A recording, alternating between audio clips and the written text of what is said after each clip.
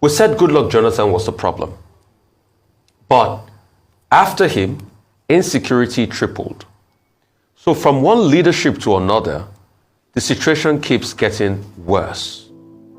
And look at it critically. Since our return to democracy in year 2000, we said Obasanjo didn't do enough, that we look forward to a government that could do enough.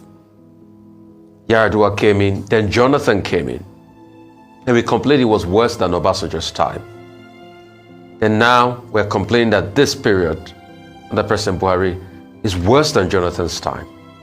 So why is it that there is a slippery slope of disaster that is continuous? And how are we not sure that the next administration we will say, oh, this time we're even better than that? As regards security. Okay, I think let me start with Obasanjo. There is a need for Nigerians to start doing personality audit before they elect, specifically their own president. When Obasanjo was drafted into the political scenario of Nigeria, don't forget, he came straight from the prison without deconstructing him, without reconstructing him, without aligning him with the reality of the moment. He was given power on a platter of gold. He came into the political scenario as a wounded lion, and he kept on licking his own wound, not allowing the wound to get healed. The wound was getting fresher and fresher by the day. That was when he began to say everybody as an imaginary enemy. That was when he converted himself into an absolute dictator. Soon after, Yar'Adua came in, short-lived, but we could see the difference.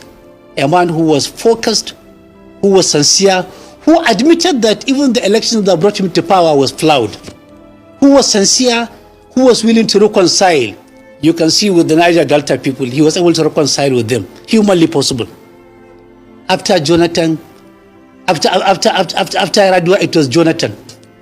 Jonathan was virtually a victim of calumny campaign. For me, he meant well. For me, he did well. For me, he had his own shortcomings. But on the totality, he was a good man. He was an honest man, a willing man, somebody who was willing to do it. But eventually, he was blackmailed out. Now we have 2015 to date. We are all living witnesses. Nobody can pretend. Even the most jaundiced, even the most blind believer, the most blind follower of this regime, knows that the regime has not fared well in the area of security, in the area of economy, in the area of human and material management, in the area of reconciliation, rehabilitation. In virtually every area, they have failed.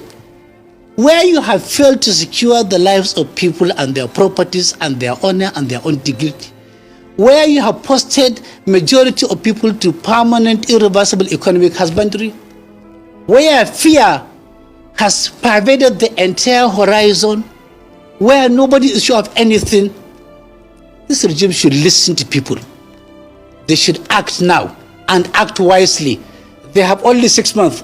I don't see the miracle coming. We need to do a personality audit to ensure that people who are presiding or are aspiring to preside over us have the mental capacity. In America, before you preside over a country, you go through psychiatric evaluations and you are certified as mentally balanced, fully oriented to time, places, and people, fully alert. But when you don't go for psychiatric evaluation, you may end up having people with the underlying neurosis, psychosis, and madness without even you knowing. That is very, very important for Nigerians to consider.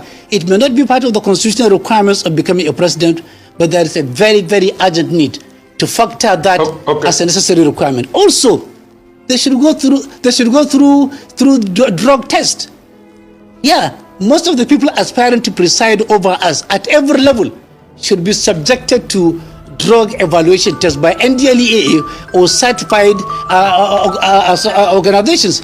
Because if somebody is an addict of any substance, his sense of judgment may not be as much as will be able to carry the country to greater heights or to the state or the local governments.